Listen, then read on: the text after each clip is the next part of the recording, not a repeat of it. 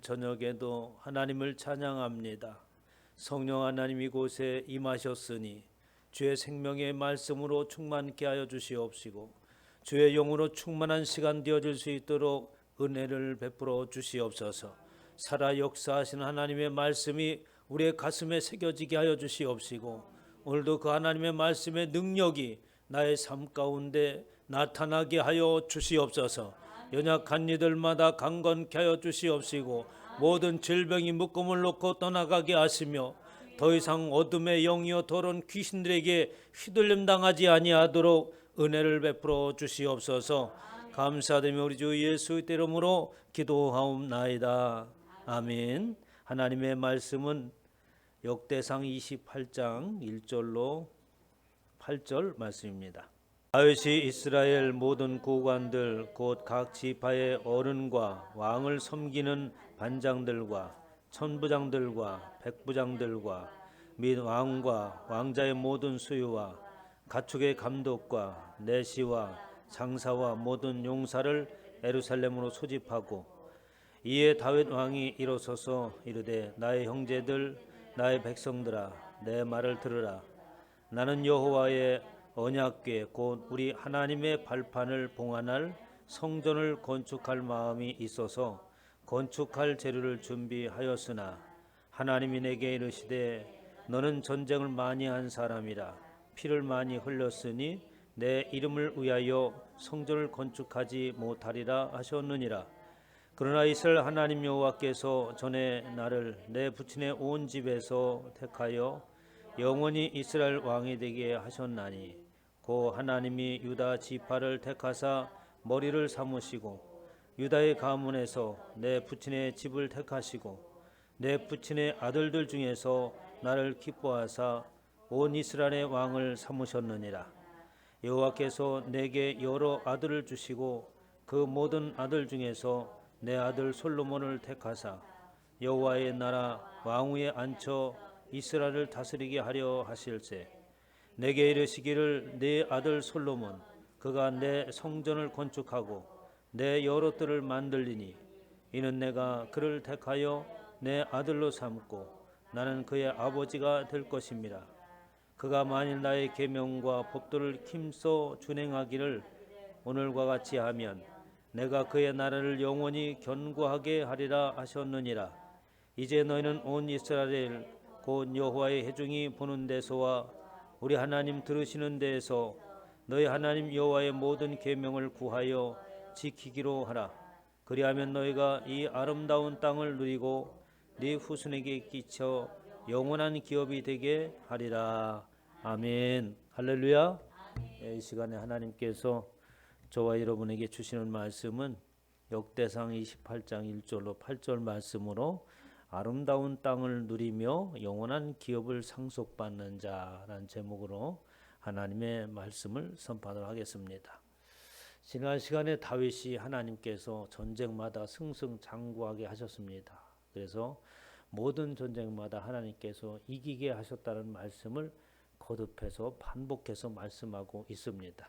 그렇게 거듭해서 반복하고 있는 말씀은 무슨 뜻으로 하셨겠어요? 내가 전쟁에서 이기게 하였다. 내가 너를 인도하였고 나로 인하여서 네가 전쟁에서 승리한 것이다 라는 말을 계속해서 하나님께서 하시는 거죠. 그것은 뭐냐면 듣는 상대방이 나의 능력과 또 나의 가지고 있는 그 어떤 것으로 인하여서 무슨 일을 성취했다고 생각할까 봐 하나님께서 다짐을 하는 말입니다. 다윗에게 모든 전쟁마다 하나님께서 이기게 하셨다는 것처럼 저와 여러분의 모든 삶 역시 또한 하나님께서 이기게 하시고 또 성취하게 하신 것이죠. 우리는 이것을 잊어버리고 망각하는 그 순간에 다윗처럼 어떡합니까? 자고하는 마음이 들고 교만하게 되어지는 거예요. 다윗이 그만 모든 전쟁마다 승승장구하고 세력이 넓어지고 이제는 이만하면 나의 능력이 과시됐다라는 생각을 가지게 됐습니다. 그래서 이제 내가 가지고 있는 능력이 과연 어느 정도인가를 알고 싶어 했죠. 그것은 무엇으로 나타났습니까? 이스라엘의 인구조사라는 것으로서 나타났어요. 그래서 이스라엘 백성 인구조사 성인 20명으로서 전쟁에 나갈 만한 사람이 과연 얼마나 될 것인가라고 로압을 시켜서 인구 조사를 하게 하셨습니다. 뭐 인구 조사를 하는 것이 뭐 이렇게 대단한 일이라고 하나님께서 노여워하셨는가? 요즘 같으면 인구 조사를 자주 하잖아요. 어떤 통계 자료가 필요하기 때문에 인구 조사를 하는 것은 너무나도 당연하겠지만 당시의 인구 조사라고 하는 것은 이스라엘 백성들에게는 아주 특별한 것이었습니다. 세상의 나라에서 인구 조사할 때는 당연히 해야겠죠. 왜? 우리가 가지고 있는 이 전쟁을 수행한 능력이 얼마나 있는가? 과연 다른 나라를 우리가 대적해서 싸울 때 이길 수 있는 승산이 있는가? 뭐 이런 것들을 판단하고 그에 따른 준비를 하려면 어떻게 자료가 있어야 되는 것은 너무나도 당연한 것이에요. 그러나 이스라엘 백성들에게는 그것이 해당되지 않는 말씀입니다. 왜냐하면 애초부터 이스라엘 백성들은 하나님이 다스리시고 하나님이 통치자이신 바로 하나님이 왕이시기 때문에 그렇습니다. 그래서 하나님의 능력으로 하나님으로 인하여서 모든 대적들을 물리쳐 나가는 곧 하나님으로 인하여서 사는 이스라엘 백성들이기 때문에 자신들의 능력보다도 하나님의 능력과 그 은혜가 어떠한가라고 하는 것을 알아야 되는 것이고 또 그 은혜에 감사하며 살아가면 되는 것이었죠. 이것이 이스라엘 백성들에게 주신 생각들입니다. 그렇지만 다윗이 그만 자신의 능력으로 전쟁을 이긴 줄 착각을 하고 인구조사를 하게 되었습니다. 하나님께서 이스라엘 백성들에게 아주 전염병을 질병을 내리면서 7만 명이라고 하는 엄청난 숫자가 죽는 그런 일이 발생했죠. 다윗이 그제서 깨달았습니다. 하나님, 제가 미련하게 행하였습니다. 참 어리석었습니다. 모든 것이 하나님께로부터 오고 모든 것이 하나님의 다스림 속에 있는 것을 잠시 잊어버렸습니다. 우리가 가끔 잊어버릴 수 있는 이야기죠. 모든 것이 하나님의 공급이 가심으로 살고 모든 것이 하나님의 다스림 가운데 있다고 하는 이 명확한 사실을 망각할 때가 있습니다. 이렇게 다윗이 미련하게 행하였다고 회개하면서 하나님 앞에 고하죠. 그러면서 하나님 앞에 이제 사죄하면서 말씀을 드립니다. 하나님, 이 범죄하는 것이 다 나로 인해서 된 것이 이 백성이 무슨 죄가 있습니까? 차라리 저에게 벌을 주시고 저의 아버지의 집을 치시옵소서라고 이렇게 다윗이 하나님 앞에 기도를 드리죠. 하나님께서 그 다윗의 기도를 들으시고 응답을 하셨는데 어떻게 응답을 하셨다고요? 너는 제단을 쌓으라. 어디에서? 오르난의 타작만에서 제단을 쌓으라라고 이렇게 하나님께서 응답하시는 거였어요. 그러면 하나님께서 그래, 네가 회개했으니 이제 모든 하나님의 진노가 그치게 하리라. 물론 그 뒤에 있는 말씀은 그렇습니다. 하나님께서 용서하시고 그 진노를 그치겠다는 답이 포함되어 있는 거죠. 그런데 그렇게 단순하게 말씀하시지 아니하고 너는 오르난 타작마당에 가서 제단을 쌓으라 라고 이렇게 다윗에게 명령을 하십니다. 그러면 오르난의 타작마당에서 제단을 쌓으라는 이야기는 도대체 무슨 의미를 가지고 있는가? 그것은 창세기 22장 14절부터 시작되죠. 아브라함 때부터 시작되는 이야기입니다. 하나님께서 아브라함을 부르시고 하나님께서 언약을 하시죠. 그리고 하나님께서 축복하셔서 이삭이라고 하는 자녀를 줍니다. 그 이삭을 자녀를 주고 하나님께서 아브라함의 믿음을 시험하시지 않습니까? 그래서 이삭을 번제로 드리라고 모리아산으로 하나님께서 올라가서 번제를 드리라고 하나님께서 말씀을 하셨어요. 그때 하나님께서 이제 아브라함이 이삭을 번제로 드리려고 칼을 내리치는 순간에 멈추게 하시고 그리고 양을 하나님께서 준비하셨습니다. 그때서야 아브라함이 고백을 하죠. 그 땅 이름을 여호와 이레라 하였더라고 하나님께서 준비하셨다라는 말입니다.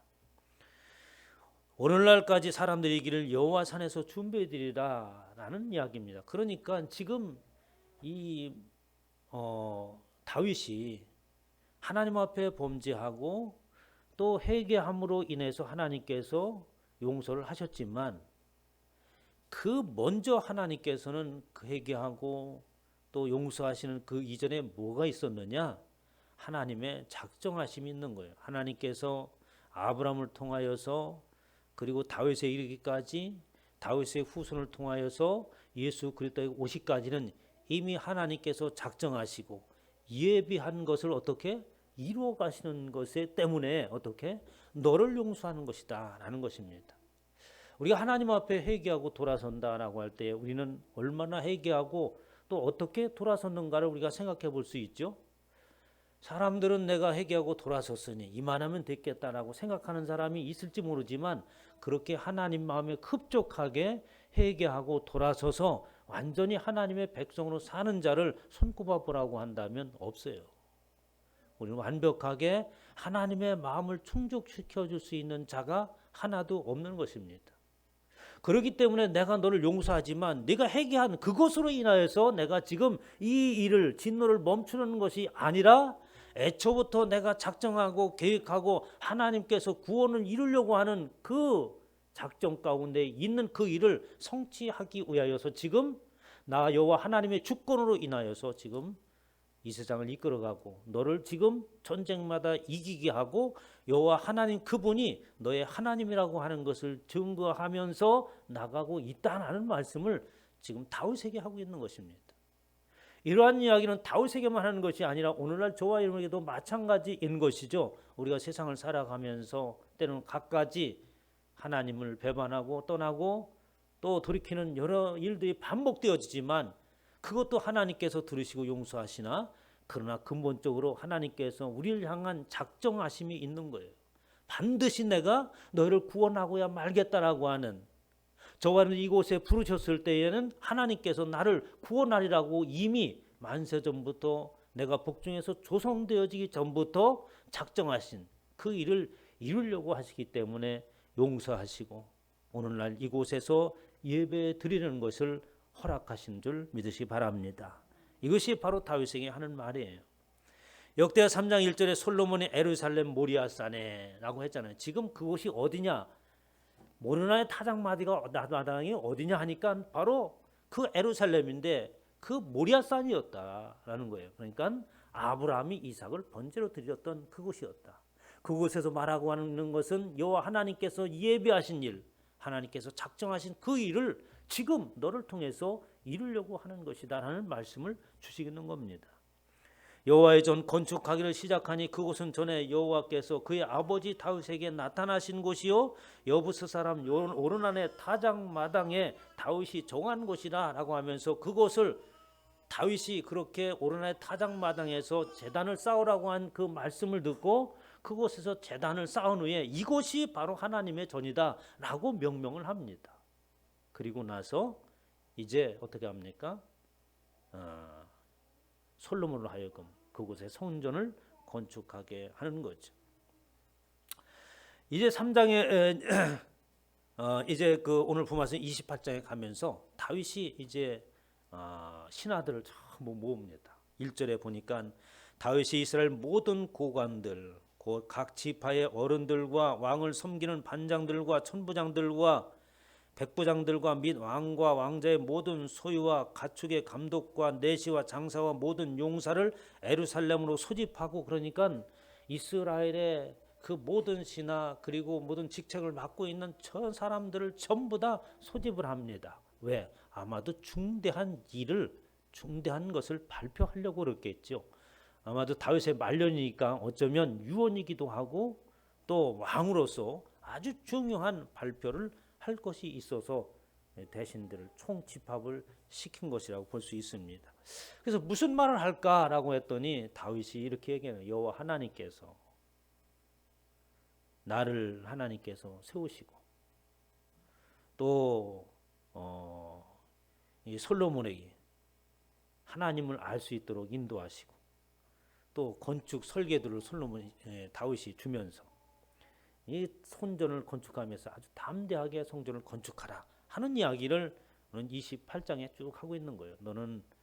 나는 누구냐면 하나님께서 나를 특별히 택하셔서 이새의 집안 우리 아버지 집에 여러 아들도 있었지만 그곳에서 그 가운데서 나를 택하셨고 그리고 나에게도 여러 아들들이 있었지만 그곳에서 특별히 하나님께서 솔로몬을 택하셨다.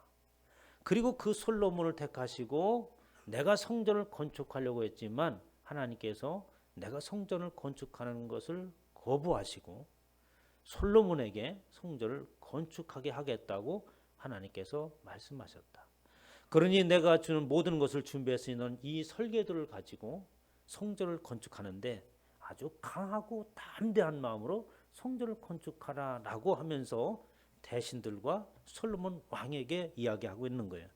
그래서 역대상 28장 오늘 28장의 20절에 보면은 또 그의 아들 솔로몬에게 다윗이 마지막으로 솔로몬에게 당부하는 겁니다. 너는 강하고 담대하게 이 일을 행하라. 두려워하지 말며 놀라지 말라. 내가 여호와 성전 공사의 모든 일을 마치기까지 여호와 하나님 나의 하나님이 너와 함께 계시사 내게서 떠나지 아니하시고 너를 버리지 아니하시리라라고 하면서 아주 놀라운 이야기를 하지 않습니까? 아니 성전을 건축하는데 뭘 놀라지 말고 무서워하지 말고 강하고 담대하라고 이렇게 얘기하고 있는가? 응? 너무 과장된 얘기가 아닌 것 같은 생각이 들어요.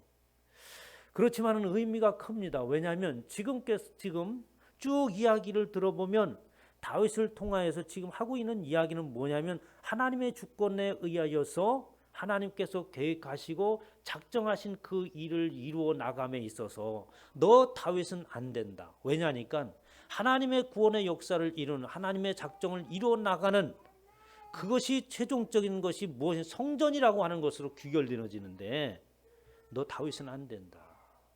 다시 말해서 성전이 되어지고 건축되어지고 세워지고 성전이라고 하는 그것으로 결만지어지는 일들을 하나님께서 지내 나가는 데는 반드시 과정이 필요하다라고 하는 거예요.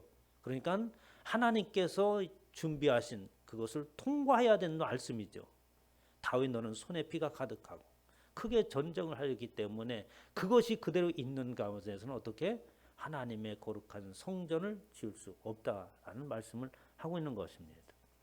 그래서 성경에 찾아봤어요. 두려워하지 말라, 놀라지 말라라고 하는 말을 어느 때 많이 쓰는가 했더니 아주 많이 사용하고 있더라고요. 그럼 어느 때 쓰냐? 이스라엘이 전쟁을 앞뒀을 때. 너는 강하고 담대라, 놀라지 말라, 굳세어라, 내가 너와 함께하리라라고 하는 말을 할 때는 여호수아를 통하여서 가나안을 정복하여 나갈 때에 이스라엘 백성들이 또 포로로 잡혀가서 또 많은 사람들에게 수치를 당할 때에 너는 놀라지 말라, 강하고 담대라, 내가 너와 함께하리라고 하는 말씀을 계속해서 주었습니다. 포로 잡혀가서 절망과 좌절 가운데 있을 때 너는 놀라지 말라, 내가 함께하리라라고 하는 희망의 말씀을 주셨어요. 그런데 오늘 말씀은 그런 것과는 전혀 차원이 다른 거잖아요. 성전을 건축함에 있어서 너는 어떻게 강하고 담대하라, 두려워하지 말라, 놀라지 말라, 내가 너와 영원토록 함께하리라 라고 하는 말씀을 하는 것으로 봐서 어떻게 아주 중요한 이야기를 지금 하고 있다는 것을 우리를 하여금 인식되게 하려고 하는 겁니다.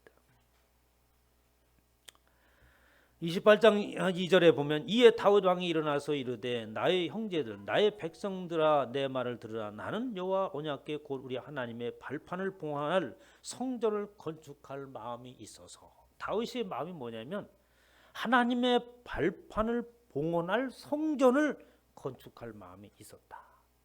그러면 하나님의 발판이 뭔가? 발판은 또 좋은 말은 발등상이라고 합니다. 그러니까 그건 뭐냐면 하나님의 임재하심이 있는 그곳을, 하나님의 임재하심이 있는 것을 봉헌할, 이렇게 모셔둘 성전을 건축하기를 했다고 하는 거죠. 출애굽기 25장 20절에는 그룹들은 그 날개를 높이 펴서 그 날개로 속죄소를 덮으며 그 얼굴을 서로 대하여 속죄소를 향하게 하고 지성소에 있는 법궤의 모습을 이야기하고 있는 거예요. 그런데 그 법궤를 덮고 있는 그것을 지금 설명하고 있는데 그 위에는 그룹들이 있어서 날개를 높이 펴서 날개로 속죄소를 덮고 그 얼굴을 서로 대하여 속죄소를 향해서 했다. 거기서 하나님께서 말하기 거기서 내가 너와 만나겠다라고 말씀하시는 거예요. 속죄소 위의 증거궤 위에 있는 두 그룹 사이에서 내가 이스라엘 자손을 위하여 내게 명령할 모든 일을 내게 이루려. 거기서 너를 만나고 그리고 너 이스라엘 자손들을 위하여 내게 명령한 모든 일들을 어디에 거기에서 다 이루겠다. 그러니까 하나님의 만남의 장소인 그곳에서 이루겠다라고 말씀을 하시는 것입니다. 그럼 하나님께서 어디에서 만나주겠다는 거예요? 하나님이 임재하시는 그곳. 구약에서는 어떻습니까? 바로 속죄소라고 하는 시온자라고 하는 그곳에서 나를 만나겠다. 하나님의 임재의 장소이죠. 오늘날은 어디가 속죄소고 어디가 하나님의 임재하는 장소입니까? 예수 그리스도께서 그 휘장문을 갈라놓으심으로 인해서 우리 모두가 다 하나님을 배울 수 있는 그 시온자에 지금 들어와 있는 줄 믿으시기 바랍니다. 우리가 지금 그곳에 속죄소 앞에 그 시온자 앞에 들어와 있는 거예요. 예배를 드린다고 하는 것은 바로 하나님이 임재하시는, 하나님이 만나주시기를 원하신 그곳에 우리가 앉아 있는 것입니다. 그래서 지금 우리는 어떻게 하나님의 말씀을 통해서 그분을 만나고 있는 거예요. 그렇게 하나님을 만날 수 있는 장소, 그 장소를 봉헌할 성전을 건축하려고 했다. 그러니까 하나님께서 너는 안 된다고 말할 수밖에 없죠. 왜? 피가 가득하고 크게 전쟁을 한 그 다윗, 너는 아직까지는 만날 수 없다. 그런데 그 피가 가득하고 전쟁을 일삼은 그 다윗은 오늘날 다윗에만 그런 것이 아니라 세상의 때로 세상으로 인해서 살아가는 모든 삶이 사실은 우리 손에 피가 가득한 거예요. 우리는 상대적인 세상 속에 살아가고 있지 않습니까? 알게 모르게 우리는 사람들을 죽이잖아요. 다른 나라 사람들은 어떻게 사람으로 여기지 않고 죽이잖아. 사람이 희한한 거예요. 전쟁 나면 나는 사람인데 저 사람은 사람이 아니야. 쏴 죽이잖아요. 이 세상 살아가는 우리의 모습들입니다. 과연 우리가 사람으로 인식하는 그것은 어느 범위까지인가?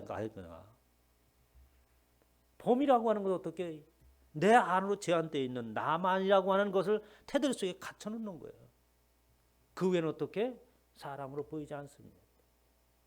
남을 짓밟아야 되고 나무 위에 올라서 해야지. 그때서야 어떻게 성취감을 느끼는 세상을 우리는 살아가고 있습니다.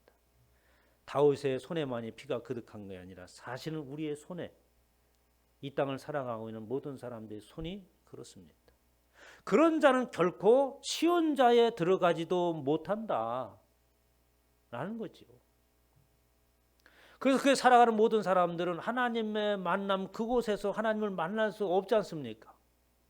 그것을 해결할 수 있는 방법이 없어서 누가 오세요? 예수 그리스도가 오신 것입니다.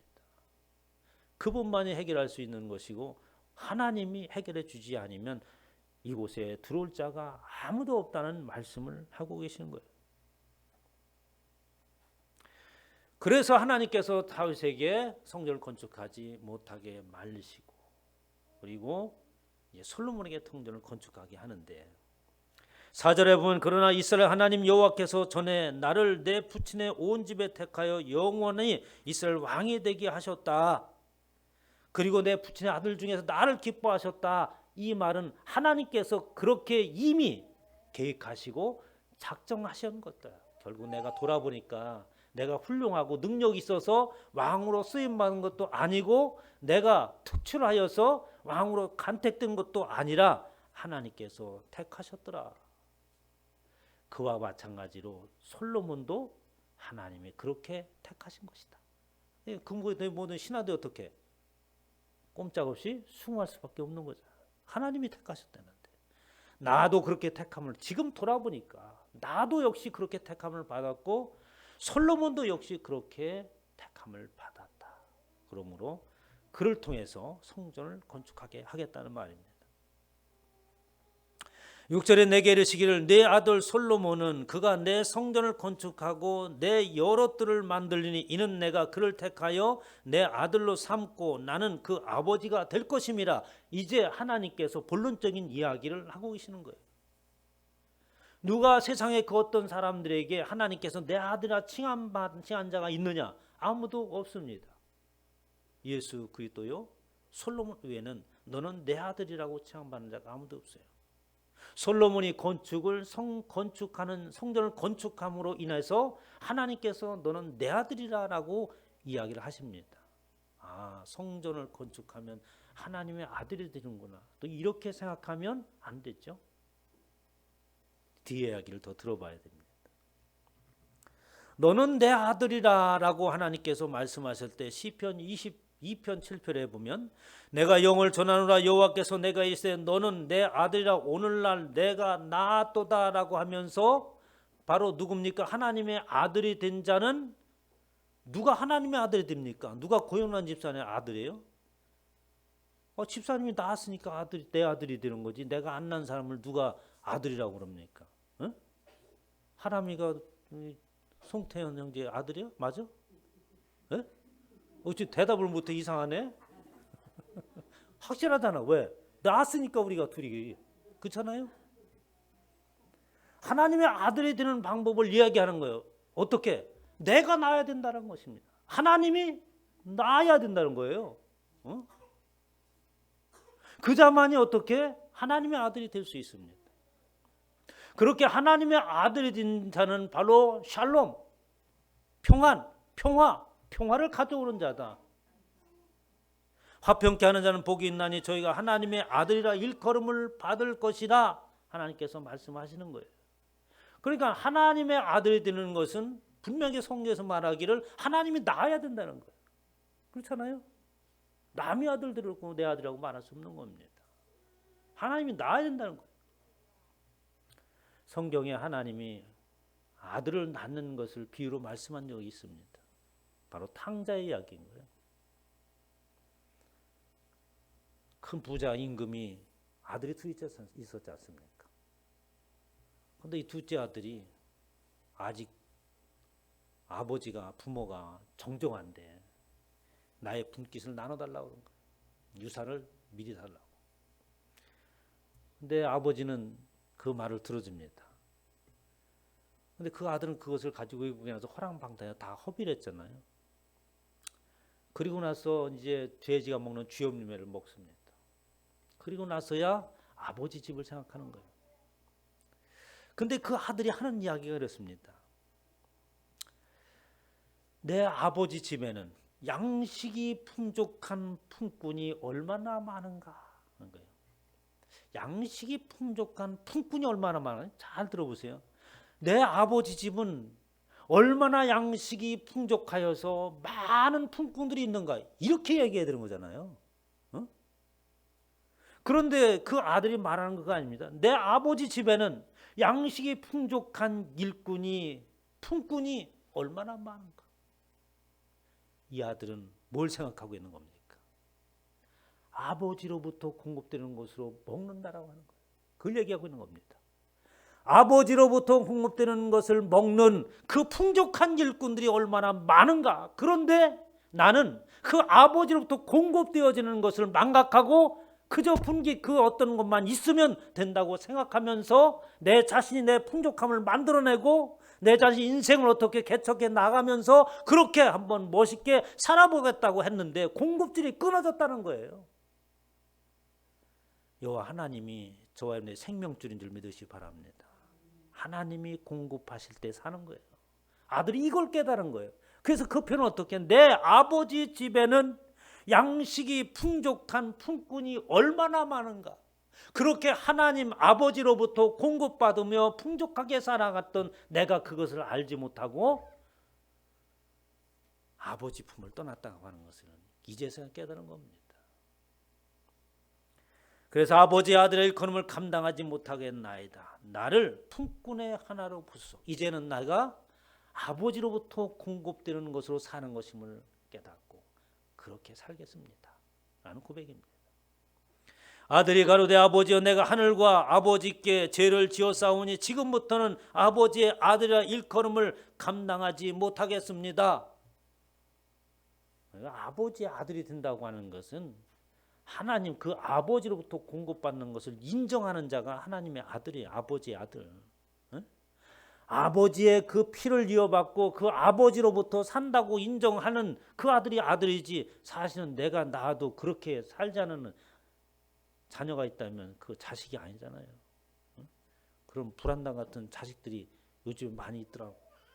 부모를 전혀 생각하지 못하고 어디에서부터 생명이 공급되어졌지 못한 그걸 알지 못하는 사람들이 얼마나 많습니까? 이렇게 하나님의 아들이 되어지는 것을 지금 이야기하고 있고 그 성전이라고 하는 것은 바로 그것을 말하고 있는 거예요. 그러면서 7절 8절에 보니까 그가 만일 나의 계명과 법도를 힘써 준행하기를 오늘과 같이 하면 내가 그의 나라를 영원히 견고하게 하고 아름다운 땅을 누리고 그리고 후손에까지 영원한 기업을 너에게 주겠다라고 말씀을 하시는 겁니다. 아름다운 땅을 누리겠다고 하는 것이죠. 베드로전서 2장 9절에 보면 너는 택하신 족속이요 왕같은 제사장이요 거룩한 나라요 그의 소유가 된 백성이다 라고 말씀하시면서 너는 성령이 거하는 하나님의 전인 줄 알지 못하느냐 말씀하고 있잖아요. 그러니까 다윗으로부터 세우고자 하는 그 성령전이라고 하는 그 개념이 그냥 건물의 외적인 성전이 아니라 내가 하나님의 자녀로서 세워져 가는 것이고 하나님이 나와 함께 살기를 원하신 그것이 성취되어져 가는 것을 말하고 있는 거예요. 다윗을 통해서 성전에 관한 이야기를 하는 것이 바로 그 얘기를 하고 있는 것입니다. 그런데 이렇게 아름다운 땅을 주겠다고 하는 것은 그 성전을 건축해 나가고 내가 하나님의 전이 되어지는 자로서의 이 땅에서 살아갈 때에 그 땅에서 어떻게 아름다움을 누리게도 하시겠다는 겁니다. 그러니까 우리에게는 어떻습니까? 이 땅에서 아름다움을 누릴 수 있는 권리도 있는 줄 믿으시기 바랍니다. 그 권리도 있는 거예요. 그런데 조건이 있죠. 그 아름다운 땅에서 그러면 그렇게 아름다운 땅으로 인도했어요. 우리가 이곳에 와 있는 것이 아름다운 땅에 도착해 있는 것입니다. 이스라엘 백성들이 가나안 땅을 향해서 나가고 그 가나안 땅에 도착해 있는 그곳이 아름다운 땅이었어요. 그런데 그 아름다운 땅에 도착했다고 해서 거기서 끝나는 것이 아니라고 하는 겁니다. 여호수아서 23장 15절에 경고를 하죠. 너희 하나님 여호와께서 너에게 말씀하신 모든 선한 말씀 너에게 임한 것 같이 여호와께서 모든 불길한 말씀도 너에게 임하게 하사. 하나님은 저와 여러분들에게 아브라함 때부터 언약하신 그 선한 말씀이 그대로 이루게도 하시게 하시지만 어떻게 불길한 말씀도 이루어지게 한다. 너희 하나님 여호와께서 너에게 주신 이 아름다운 땅에서 너희를 멸절하기까지 하실 것이다 라고 하면서 경고의 말씀도 하시는 거예요. 이미 저와 여러분들은 부름을 받고 가나안이라고 하는 이 아름다운 곳에 도착해 있습니다. 이곳에서는 이제 하나님의 백성된 자로서 그분의 공급하심과 그분의 주권 안에서 살아야 될 의무가 있는 것이죠. 그렇지 않다면 이곳에서 멸절되어지기까지 불길한 일도 하나님께서 이루신다고 경고하시는 거예요. 내 하나님 여호와의 명령을 지켜 그를 따라가며 그를 경유할지어다. 내 하나님 여호와께서 너를 아름다운 땅에 이르게 하시나니 그곳은 골짜기든지 산지든지 시내와 분촌과 샘의 크르고. 저는 저와 여러분들이 이곳에서 그러한 축복을 받기를 원합니다. 어느 곳에 있든지 내가 하고자 하는 그 일들 가운데 하나님이 개입하셔서 형통하고 그리고 하나님의 다녀든 모습을 드러내는 얼마나 좋습니까? 그러나 그 앞에 있는 말씀을 잊지 않기를 주님의 축원합니다. 그 길을 따라가라고 하는 거예요. 하나님의 말씀 안에 있으라고 하는 것입니다. 하나님의 성전이요 하나님이 임재하시는 그 안에 함께 있어달라고 하는 거예요. 하나님의 부탁이 대단한 거 아닙니다, 여러분. 계명과 율법과 법도라고 하는 말을 할 때 율법을 지켜 이런 의미가 아니라 하나님은 뭐예요? 임재. 우리 가운데 함께 하시는 것을 소망하시고 내가 너희와 함께 할 수 있도록 내 안에 좀 성전이 되어달라라고 하시는 거예요. 좀 내 안에 있는 것들을 비워버리고 이제 내가 그 안에 들어갈 수 있도록 해달라라고 하면서 주님께서 계속해서 문 밖에서 문을 두드리고 있지 않습니까? 우리 안에 들어오시기를 그렇게 소망하는 겁니다. 내 명령을 지키고 그 길을 따라간다고 하는 것은 하나님이 내 안에 그분의 소원을 이루어 드리는 것이 바로 그분의 명령을 따라가는 것이고 그 길을 따라가는 줄 믿으시기 바랍니다. 그런 거예요. 하나님이 대단한 거 요구하는 거 아니지 않습니까? 내가 너와 함께 하기를 원한다. 임재라고. 너희가 함께 있을 때는 그곳은 내 보좌가 되어야 된다. 왜? 하나님이 임하시는 곳이 당연히 성전이요 보좌가 되어져야 않습니까? 하나님이 우리 가운데 임하기를 소망하는 그 소원을 이루어 주시길 주님의 축원합니다. 이럴 때 하나님께서 우리에게 아름다운 땅을 누리게 하시고 그것을 계속해서 기업이 되게 하시며 우리 후손들에게까지 이어지는 줄 믿으시 바랍니다. 이런 축복이 저와 늘 가운데 있기를 주님의 이름으로 축원합니다. 하나님, 이 밤도 주님을 찬양합니다. 주님께서 나와 함께 하시고 주님께서 나를 성전 삼으시고 주님의 보좌가 내 안에 있기를 원합니다. 세상의 것을 비워버리고 주님께서 내 안에 계셔서 나를 다스리시고 나는 하나님의 공급하심으로 살기를 원하오니 그 뜻이 이루어지게 하여 주시옵소서. 감사드리며 우리 주 예수 이름으로 기도하옵나이다. 아멘.